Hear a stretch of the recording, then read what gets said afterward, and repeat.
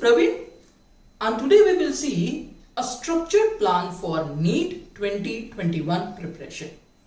बहुत सारे बच्चों की ये दिक्कतें होती हैं, बहुत सारे स्टूडेंट्स मुझे पूछते भी हैं कि सर अगर सपोज मैं 12th प्रिपेयर करता हूं तो मैं 11th भूल जाता हूं, और अगर मैं 11th प्रिपेयर करता हूं तो मेरा 12th जो है वो रह जाता है, तो हम ऐसे टाइम में करें क्या? तो उसके लिए एक स्ट्रक्चर्ड प्लान की जरूरत पड़ेगी. हमारा 11th और 12th दोनों प्रिपरेशन साइमल्टेनियसली होना चाहिए. अगर सपोज ये आने वाले 4 मंथ्स में हम लोगों ने अपना 11th और 12th अच्छी तरीके से प्रिपेयर कर लिया तो नेक्स्ट 6 मंथ में आपके पास में अपर हैंड रहेगा कि जहां पे आप जो बचे हुए कंसेप्ट है, जिन कंसेप्ट में डिफिकल्टीज है, उसको वापस कर पाओ, और जो जो चैप्टर्स आपके कवर नहीं हुए हैं उसको फिर से एक बार कर पाओ ताकि आप बहुत अच्छे से स्कोर कर पाए. तो चलिए हम अपना एक स्ट्रक्चर्ड प्लान के बारे में जानते हैं. हमारा प्लान जो है स्टडी का वो 2/3 रूल के ऊपर बेस्ड है. अब ये 2/3 रूल क्या है? तो सबसे पहले देखिए हमारे पास में दिन के 24 घंटे ही होंगे, तो ये जो 24 घंटे होंगे उसका 2/3 करते हैं तो हमारे पास में 16 आवर्स बचते हैं. ये 16 आवर्स हमारा एक्चुअल जो है यूटिलाइजिंग टाइम रहेगा, जबकि जो 8 आवर्स है वो आपको कंपलसरी रेस्ट करना है, क्योंकि अगर सपोज आपका शरीर रेस्ट नहीं करेगा तो आप अच्छी तरीके से इफेक्टिवली और इफिशिएंटली जो है पढ़ाई नहीं कर पाओगे. तो ये जो 2/3 है यानी 16 आवर्स अलग करते हैं और 8 आवर्स जो है हमारे पास में वो अलग करते हैं. ये 8 आवर्स जो है हम लोग रेस्ट के लिए रखेंगे. अब ये रेस्ट आप 6+2 करते हो यानी 6 घंटा सो जाते हो, फिर बाद में बाकी समय में कहीं पे बीच में दिन में आप 2 घंटा और सोते हो. ऐसा करिए या इकट्ठा 8 आवर्स का स्लीप करिए. दैट डिपेंड्स अपॉन यू, आप किस तरीके से उसको यूटिलाइज करना चाहते हैं. अब हमारे पास में 24 आवर्स में से 8 आवर्स चले गए, हमारे पास में बचे हुए हैं 16 आवर्स. ये 16 आवर्स को अगर सपोज हम लोग 2/3 करते हैं तो एग्जैक्टली हमारे पास में 10.66 आवर्स बचते हैं. ये जो 10.66 आवर्स है उसको हम लोग 11 आवर्स पकड़ के चलते हैं.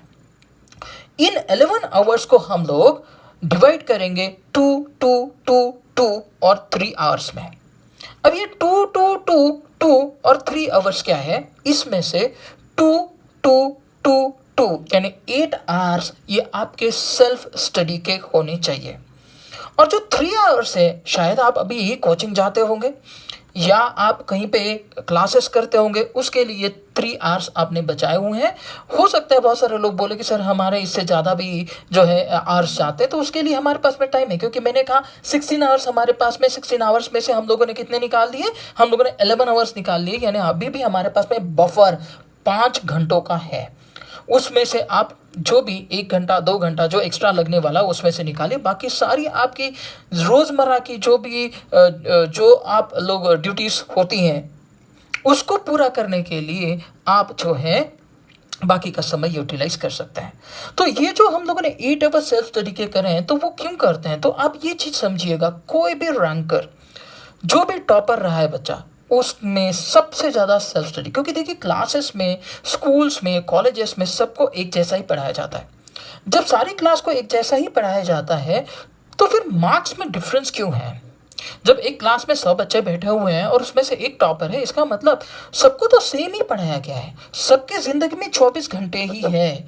वह एक बच्चा जिसने ज़्यादा मेहनत करी हुई है या जिसने अपने दिन का बहुत अच्छी तरीके से प्लानिंग करके यूटिलाइजेशन किया है, सेल्फ स्टडी बेटर करी हुई है, उसी का स्कोर निकल के आने वाला. ये तो हम सबको समझ में आता है. तो हम ये जो 8 आवर्स है वो 8 आवर्स को हम लोग डेफिनेटली सेल्फ स्टडी के लिए यूटिलाइज करना है रोज के 24 घंटे में से. And this stands for 1/3 of 24. तो हम जो 2/3 रूल की बात कर रहे हैं उसमें से 8 आवर्स आपका रेस्ट के लिए गया, 8 आवर्स जो है आपका सेल्फ स्टडी के लिए जाना चाहिए. तो जो 2/3 टाइम है वो हम लोगों ने यूटिलाइज किया 8 hours for rest and 8 hours for self study. उसमें हम कह रहे हैं कि 2, 2, 2, 2 उसमें से 2 hours for bio, 2 hours for chemistry, 2 hours for physics, ये 12th के लिए हम लोग यूटिलाइज करेंगे. माने जो भी हमारा कोचिंग में चल रहा है जो, या जो भी हमारे टेस्ट में आने वाले चैप्टर्स है, उसको हम लोग 2 डेली देंगे। 2 घंटा बायो के लिए, 2 घंटा फिजिक्स के लिए, 2 घंटा केमिस्ट्री के लिए देना ही देना है। अब बचता है हमारे पास में 2 घंटा, और हम वो यूटिलाइज करेंगे अपने 11th के लिए। जनरली ये जो आवर्स होते हैं ना, उसको भी हम इस तरीके से करते हैं, जो लर्निंग वाला सब्जेक्ट होता है वो अर्ली मॉर्निंग करते हैं, या जब आप फ्रेश होते हैं, जब रेस्ट करके उठते हो तब आप करेंगे तो ज़्यादा आपकी इफिशियंसी रहेगी। ठीक है, अगर सपोज हम लोग 2 आवर्स डेली 11th के लिए यूटिलाइज कर रहे हैं, 2 आवर्स डेली 11th के लिए यूटिलाइज कर रहे हैं, तो ये समझिए कि भाई आपने एक बार कंसेप्ट तो पढ़ चुके हैं। कब? आपके 11th में। अगर आपने नहीं पढ़ा है तो उसके लिए भी मैं प्लान बोलता हूँ। आपने अपने 11th में कंसेप्ट पढ़ चुके हैं तो आपको बार बार कंसेप्ट को पढ़ने की जरूरत नहीं पड़ेगी, आपको थ्योरी पढ़ने की जरूरत नहीं पड़ेगी। You need to depend more upon your objectives. जब आप ऑब्जेक्टिव्स करोगे तब भी आप लोगों को एक और आदत डालनी है, आपको एक साथ में रजिस्टर भी बना के रखना है। ये जो रजिस्टर आप बनाओगे उसमें पहले तो क्या करते हैं, जब ऑब्जेक्टिव क्वेश्चन सॉल्व करते हैं तो आप अपने जो ऑप्शन है उसके ऊपर हाथ रख लीजिएगा। ऑप्शंस देख के कभी भी क्वेश्चन मत सॉल्व करिएगा। जब आप ऑप्शंस के ऊपर हाथ रख के क्वेश्चन देखोगे, क्वेश्चन पढ़ोगे, अगर न्यूमेरिकल रहेगा तो आप सॉल्व करोगे, अगर सपोज थियोरेटिकल क्वेश्चन रहेगा तो नॉलेज बेस्ड क्वेश्चन रहेगा तो आप उसका आंसर निकालोगे, फिर आप हाथ हटाइए। आपने न्यूमेरिकल सॉल्व किया, फिर आप हाथ हटाइए और चेक करिए वो 4 ऑप्शंस में आपका आंसर मैच कर रहा है क्या। अगर सपोज आपका आंसर मैच कर रहा है, इसका मतलब आपको कंसेप्ट भी पता है और आपको क्वेश्चंस भी पता है किस तरीके से सॉल्व करना है। लेकिन अगर जब वो 4 ऑप्शन में आपका आंसर मैच नहीं कर रहा है, इसका मतलब आपको कंसेप्ट नहीं पता है और उस तरीके के क्वेश्चंस आपको नहीं आ रहे हैं। आपके रजिस्टर में उसको नोट डाउन करिए अलॉन्ग विद द एक्सप्लेनेशंस, ताकि फिर कभी जब आप रिवाइज करो तो आप वो क्वेश्चन, क्योंकि जो क्वेश्चंस आपको आते हैं वो तो आप बड़े अच्छे से सॉल्व कर लोगे, लेकिन जो क्वेश्चन आपको नहीं आ रहा है आपको पता होना चाहिए कि ये क्वेश्चन मुझे नहीं आ रहा था और क्यों नहीं आ रहा था और उसका एक्सप्लेनेशन किस तरीके से। ये आपका जो है प्रिपरेशन और पुख्ता कराएगा, ये बेटरमेंट के लिए आपके। तो ये रजिस्टर एक फिजिक्स के लिए, केमिस्ट्री के लिए, बायो के लिए होना ही होना ज़रूरी है जब भी आप ये 2 आवर्स यूज़ करोगे अपने 11th के लिए। अब ये सोचिए कि वीक में हम लोग 7 दिन में से 6 दिन यूटिलाइज करने वाले हैं। 2 दिन फिजिक्स के लिए, 2 दिन केमिस्ट्री के लिए और 2 दिन जो है आपके बायो के लिए। तो रोज 2 घंटा 11th के लिए, इसके हिसाब से 2 दिन में आपके पास में 4 आवर्स है। ये 4 आवर्स में आपको एक टॉपिक, एक चैप्टर खत्म करना है। अब जब आप एक चैप्टर खत्म करोगे एक वीक में 6 दिन, आप मैं 7th वाला डे जो है संडे, मैं आपको इसलिए बोल रहा हूँ छोड़ दीजिए, क्योंकि अगर कोई चैप्टर आपने 11th में नहीं पढ़ा हुआ है तो उसके लिए आप वहाँ पे उसकी थ्योरी पढ़ सकते हो। बाकी 6 ही दिन को आपने यूटिलाइज करना है। अब आपके पास में 2 घंटा है 2 दिन का, उसमें आपने एक चैप्टर कंप्लीट किया तो आप समझिए एक वीक में आपका 11th का एक फिजिक्स, एक केमिस्ट्री और एक बायो चैप्टर खत्म हो गया। ऑन एन एवरेज हमारे पास में 11th में फिजिक्स में 15, केमिस्ट्री में 15 और बायो में ऑन एन एवरेज में कह रहा हूँ 15 चैप्टर्स है। तो अगर सपोज एक वीक में एक चैप्टर खत्म होता तो एक मंथ में कम से कम 4 वीक है। 4 वीक है, इसका मतलब हमारा जो है 4 चैप्टर्स खत्म हुआ। 4 चैप्टर फिजिक्स का, 4 चैप्टर केमिस्ट्री का, 4 चैप्टर जो है वो बायो का कंप्लीट हुआ। इस हिसाब से मैक्सिमम 4 मंथ्स लगेंगे कि आपका 11th का पोर्शन एक बार रिवाइज हो जाए। और अगर सपोज आप ये पोर्शन रिवाइज करते हो तो आप एकदम अपर हैंड लेके चलते हो, आप एक बेटर पोजीशन पे हो कि आपको और भी समय मिलेगा उसको 1 बार, 2 बार, 3 बार रिवाइज करने का और स्कोर करने का। तो इसको एनालिटिकली आप सोचिए कि अगर सपोज आपका 12th के लिए आपके पास में 6 आवर्स है डेली, तो आपका टेस्ट भी हैम्पर नहीं हो रहा है आप रोज। हाँ, लेकिन डिसिप्लिन जरूरी है। कोई भी चीज बिना डिसिप्लिन के नहीं हो सकती। आप प्लान कर लो लेकिन उसको एग्जीक्यूट नहीं करो तो फिर आपकी दिक्कत बन सकेगी।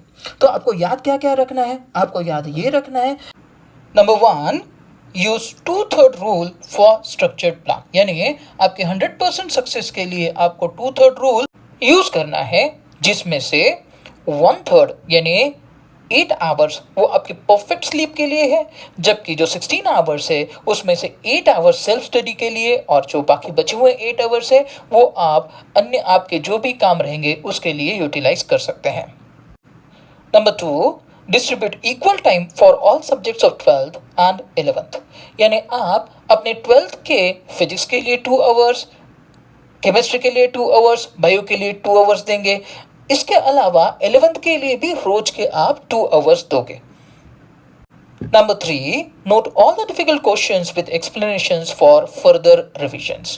तो जैसे मैंने पहले कहा था कि आपको रजिस्टर बनाना है ताकि जो डिफिकल्ट क्वेश्चन है वो आप उसमें लिख के रखो, तो जब आप फ्यूचर रिवीजन करोगे तो आप बार बार उनको देख पाओ। Now, here are some tips for perfect execution of your plan. Number 1, preferably use morning hours or time after relaxation for learning. यानी जो भी आप लर्न करते हो, जो चीज़ें आपको याद करनी है, जो थ्योरी टॉपिक्स होते हैं, उनके लिए जनरली आपका मॉर्निंग वाला टाइम सबसे सुटेबल है, या फिर आप रिलैक्स करते हो उसके बाद वाला टाइम सबसे ज़्यादा सुटेबल रहेगा। Number 2, always complete your chapters sequentially.